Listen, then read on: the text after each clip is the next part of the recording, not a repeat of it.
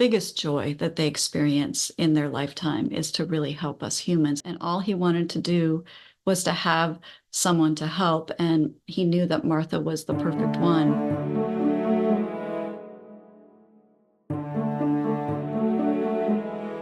Welcome to Rover Says, the podcast where we share stories about the weird and wonderful things animals say when they open up to pet psychics. I'm your host, Nancy Aziz. She was new in my household. I adopted two small dogs at the same time from the same shelter.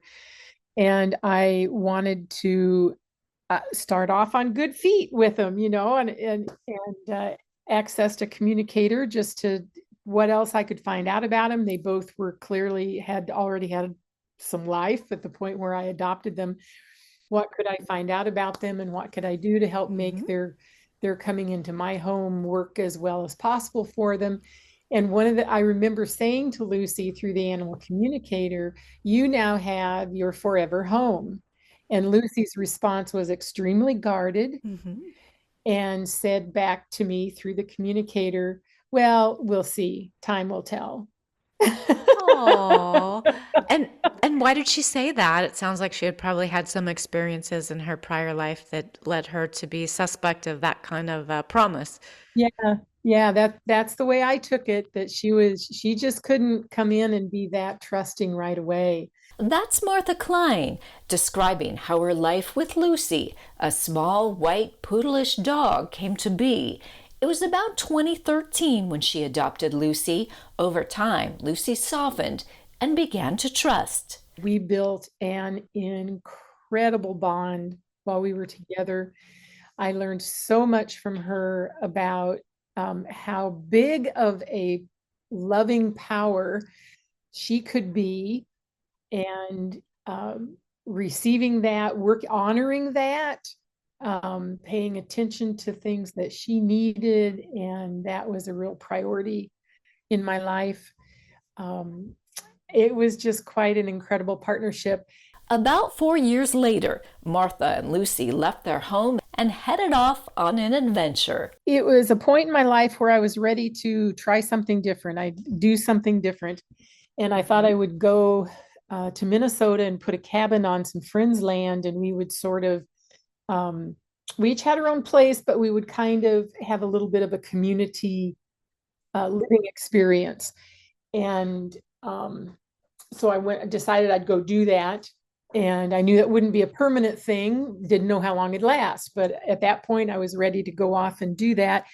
Lucy and Martha enjoyed their days in the woods with its wide open spaces, rife with adventure. Another dog also lived on the property. He was Martha's friend's dog who had been left there by a relative. He was an outdoor dog. And Harley was a mix. I hate to say mutt because he was such an amazing quality dog. He should have been purebred something, but he looked like golden retriever type, reddish, beautiful. Oh my gosh, just a beautiful dog. Harley was smart and loving and loved people. While Martha's friend took care of him, she never seemed to have a bond with Harley, and he wasn't allowed inside. And then another dog named Callie appeared on the scene.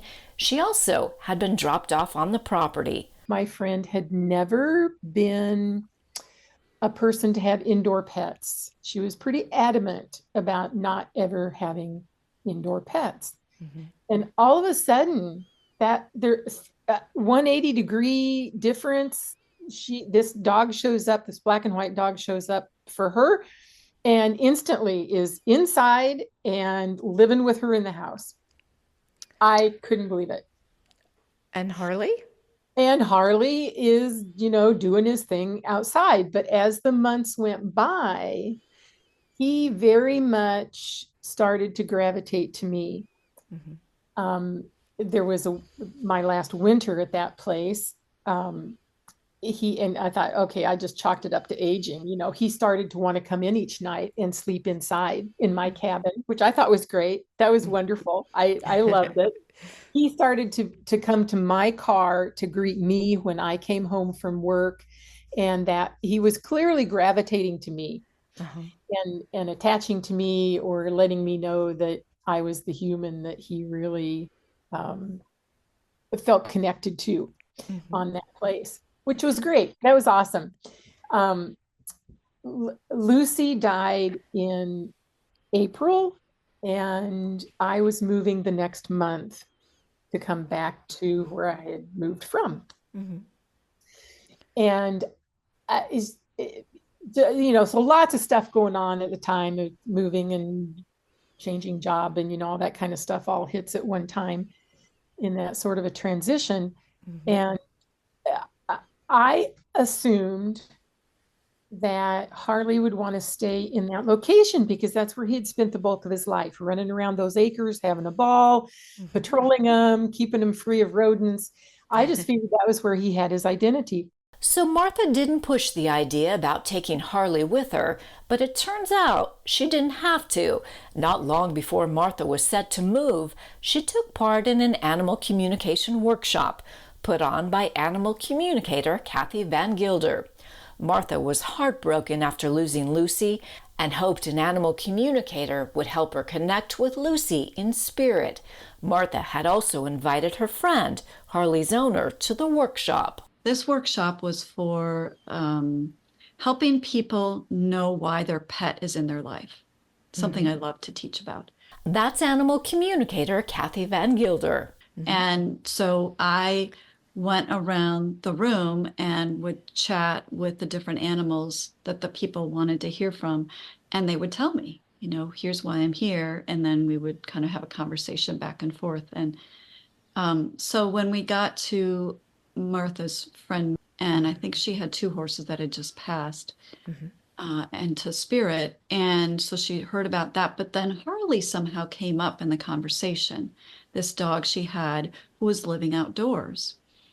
And what happened was she was talking about Harley and explaining, well, Harley lives outside and, he's the dog, but, we don't really have a bond and all of that. And I could feel the energy in the workshop changing from the Mhm. students in the workshop. And there was some anger and frustration that was arising and the energy in the people. And while I stayed connected to Harley and listened to what he had to say. So when I asked Harley about it, he said he wasn't angry at all about how that he was living outside or that he wasn't bonded. Mhm. He felt a little sad and frustrated about it, but he wasn't angry. To the students' shock, actually, they were in shock to know that Harley wasn't outraged and Mhm. angry about what was happening there. And I believe, if my memory is correct, uh, one or two of the other students said out loud to Martha, because they knew Martha lived on the property as well. And then I think at the same time, Martha was explaining how, he would come and sleep with her and, Mhm. he'd come into her cabin sometimes and all that. And at least one or two of them said, well, why doesn't he, become your dog? Why doesn't he live with you? And what was so amazing, and I will remember this forever, is that Harley literally showed, he said yes with a big exclamation point. And then he showed me him running into Martha's car at that very moment and said, I'm ready, let's go.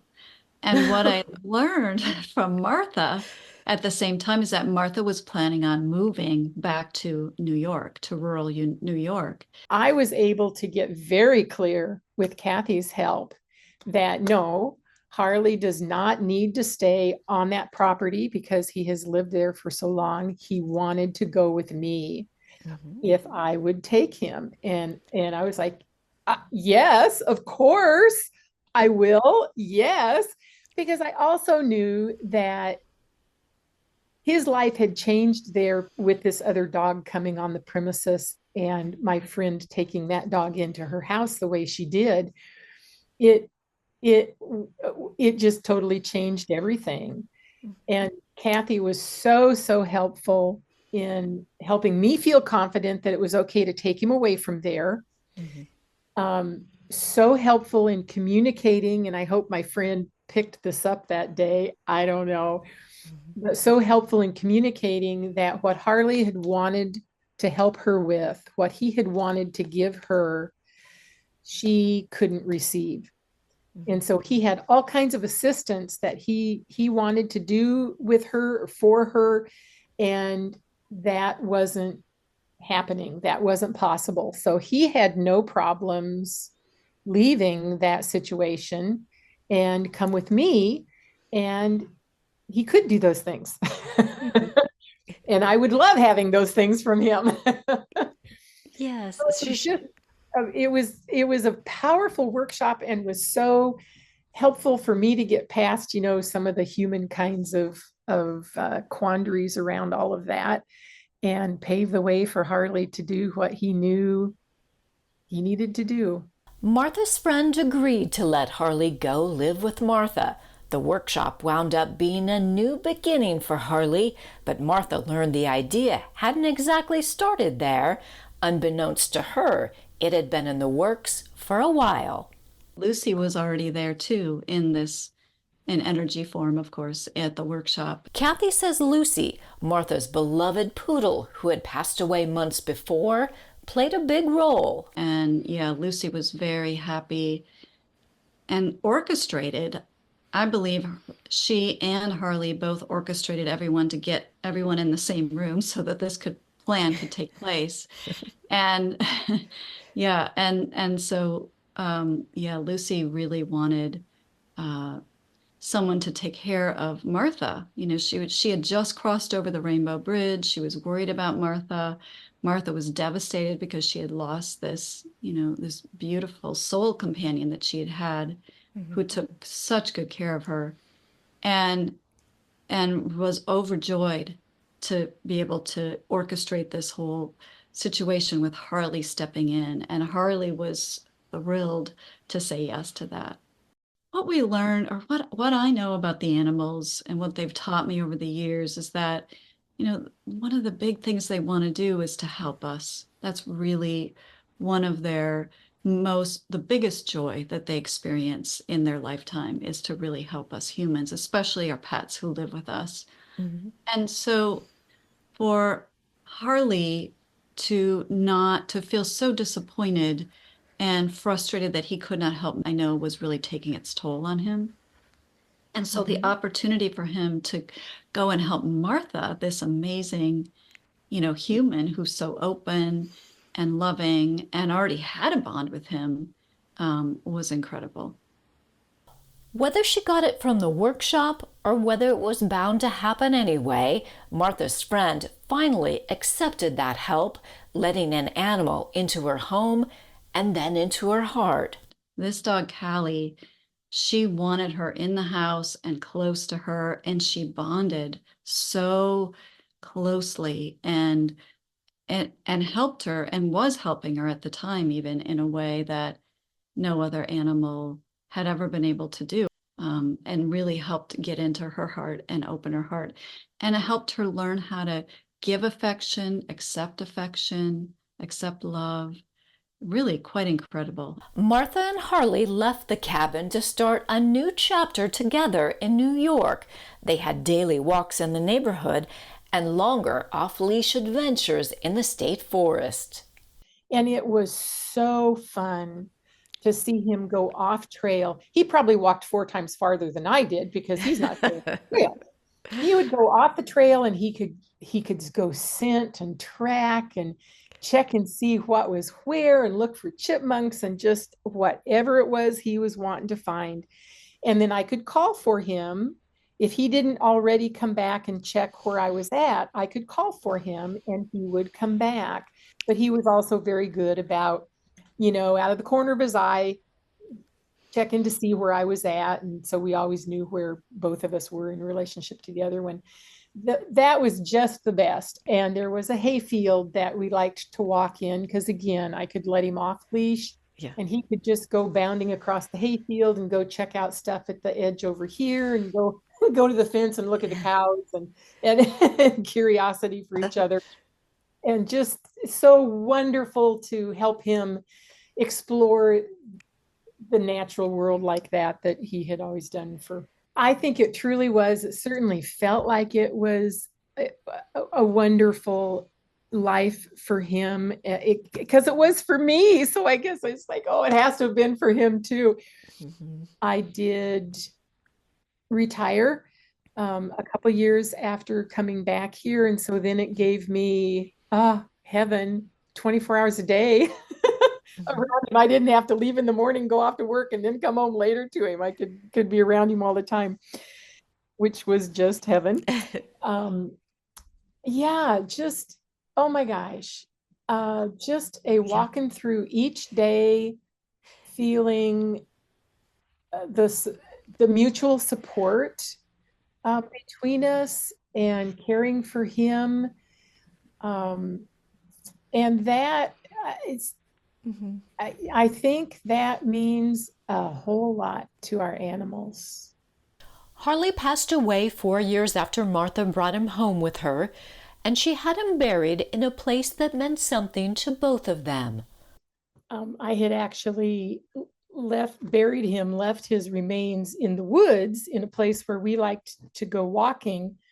Soon after, Martha reached out to Kathy because she wanted to connect with Harley in spirit.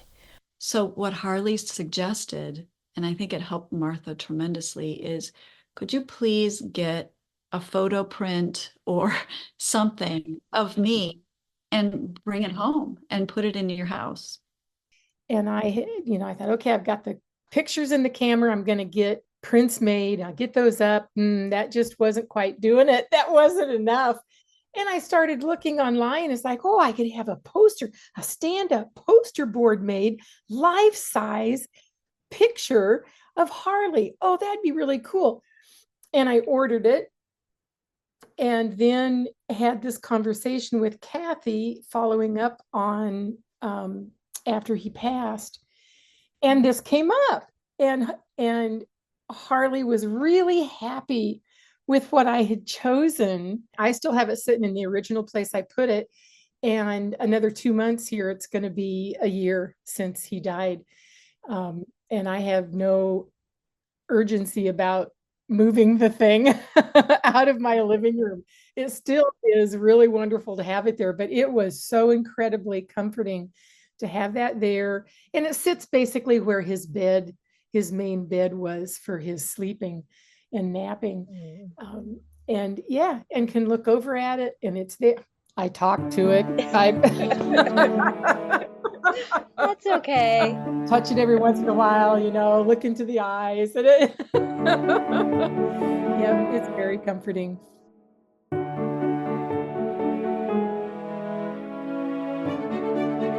Thanks so much for listening to Rover Says. If you like the show, please rate it and share so other people who want to know how animals really think can find us. And we'd like to hear from you. Tell us what your animals are telling you or what they've told animal communicators. We drop new episodes every other Wednesday.